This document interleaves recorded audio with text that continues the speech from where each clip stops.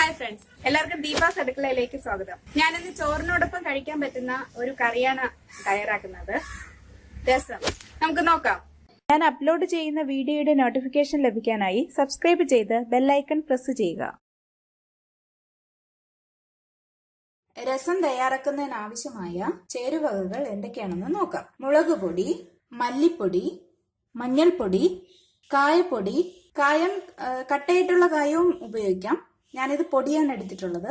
ജീരകം, കടുക്, ഒരു 5-6 കഷ്ണം വെളുത്തുള്ളി തൊലിയെല്ലാം കളഞ്ഞ് ചെറുതായിട്ട് അരിഞ്ഞെടുത്തത്, പച്ചമുളക്, തൊണ്ടൻ പച്ചമുളകാണ് ഞാൻ എടുത്തിട്ടുള്ളത്, തക്കാളി, ഒരു വലിയ തക്കാളി ചെറുതായിട്ട് അരിഞ്ഞെടുത്തതാണ്, കുരുമുളക് പൊടി, ഉലുവാപ്പൊടി, ഉലുവ വറുത്ത് നല്ലപോലെ പൊടിച്ചെടുത്തതാണ്, ഒരു നെല്ലിക്കയുടെ വലുപ്പത്തിലെടുത്ത പുളി കുറച്ചു സമയം വെള്ളത്തിൽ കുതിരാനായിട്ട് ഇടണം. അങ്ങനെ കുതിരാനായിട്ട് ഇട്ടതാണ്.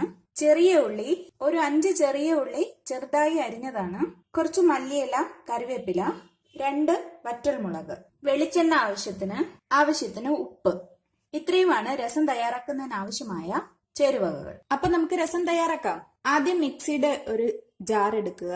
അതിൽ അരിഞ്ഞു വെച്ചിരിക്കുന്നതിൽ നിന്നും ഒരു ഭാഗം ചെറിയ ഉള്ളി അതിലേക്ക് ഇടുക. ഒരു ഭാഗം ഇട്ടാൽ മതി, മറ്റേ നമുക്ക് കടുക് താളിക്കുന്നതിനായിട്ട് വേണം. ഇനി അതിലേക്ക് വെളുത്തുള്ളി ഇട്ട് കൊടുക്കാം.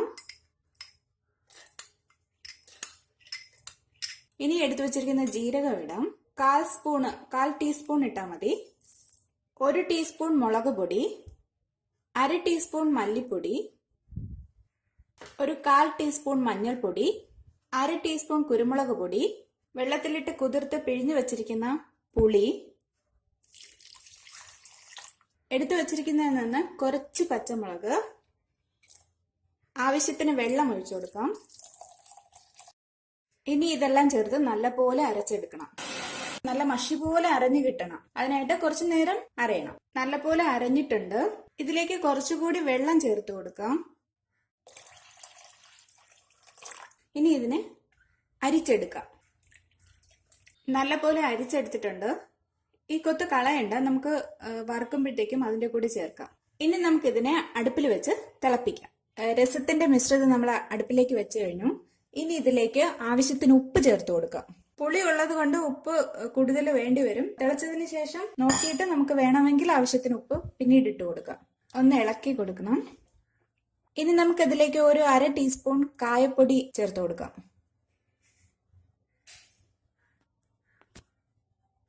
നല്ലപോലെ മിക്സ് ചെയ്യണം. ഇനി ഇത് തിളയ്ക്കാനായി വെയിറ്റ് ചെയ്യാം.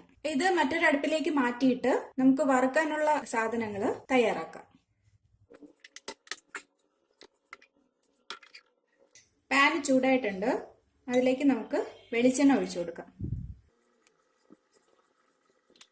എണ്ണ ചൂടായിട്ടുണ്ട്. അതിലേക്ക് നമുക്ക് കടുക് ചേർത്ത് കൊടുക്കാം. 1 സ്പൂൺ കടുകാണ് ഞാൻ ചേർത്തത്. ഇനി അതിലേക്ക് ചെറിയ ഉള്ളി ചേർത്ത് കൊടുക്കാം.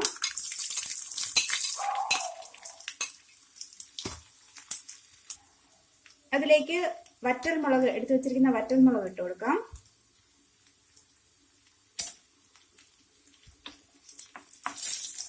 ഒന്ന് ഇളക്കി കൊടുക്കാം. രസം തിളച്ചിട്ടുണ്ട്. അപ്പോൾ സിമ്മിലാക്കി വെക്കണം. ഇനി നമുക്ക് നേരത്തെ എടുത്തു വെച്ചിരിക്കുന്ന പച്ചമുളക് അരിഞ്ഞത് ഇതിലോട്ട് ചേർത്ത് കൊടുക്കാം.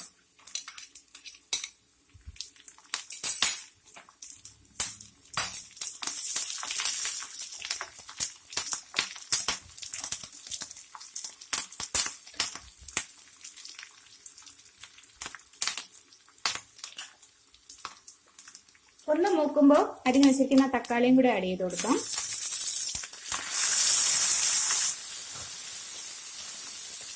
ചെറിയ തീയിലിട്ടാൽ മതിയാവും.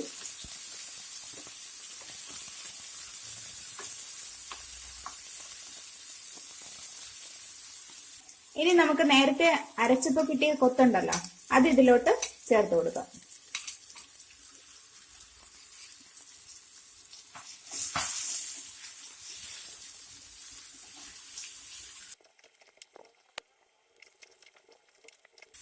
തക്കാളി നല്ലപോലെ വെന്ത് മൂക്കണം.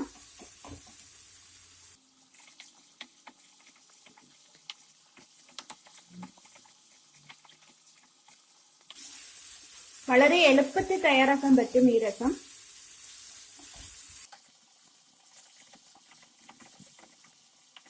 ഇതിന്റെ പച്ച മണമൊക്കെ മാറി നല്ലപോലെ മൂത്ത് കിട്ടണം.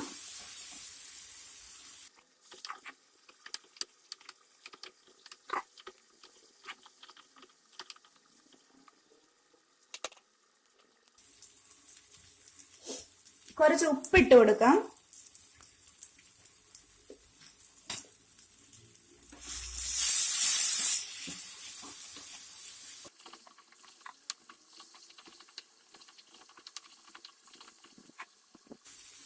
എല്ലാം നല്ലപോലെ മൂത്തിട്ടുണ്ട്. ഇനി കറിവേപ്പില ചേർത്ത് കൊടുക്കാം.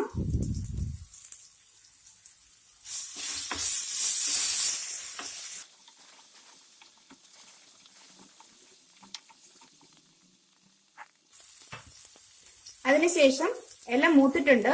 അതിനുശേഷം തിളപ്പിച്ച് വെച്ചിരിക്കുന്ന രസത്തിലോട്ട് നമുക്ക് ഈ മിശ്രിതം ചേർത്ത് കൊടുക്കാം. രസം നല്ലപോലെ തിളയ്ക്കുന്നുണ്ട്.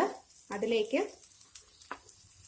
വറുത്ത് വെച്ചിരിക്കുന്ന മിശ്രിതം ചേർത്ത് കൊടുക്കാം. നല്ല തിളച്ചതിന് ശേഷം ഒരു 1/4 ടീസ്പൂൺ ഉലുവപ്പൊടിയും കൂടെ ചേർത്ത് കൊടുക്കാം. തീ കുറച്ച് വെക്കണം. ഇനി നമുക്ക് ഉപ്പും പുളിയും എല്ലാം പാകത്തിനുണ്ടോ എന്ന് നോക്കാം. എല്ലാം പാകത്തിനുണ്ട്.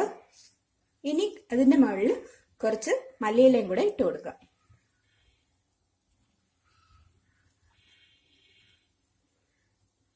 ഇനി സ്റ്റൗ ഓഫ് ചെയ്യാം.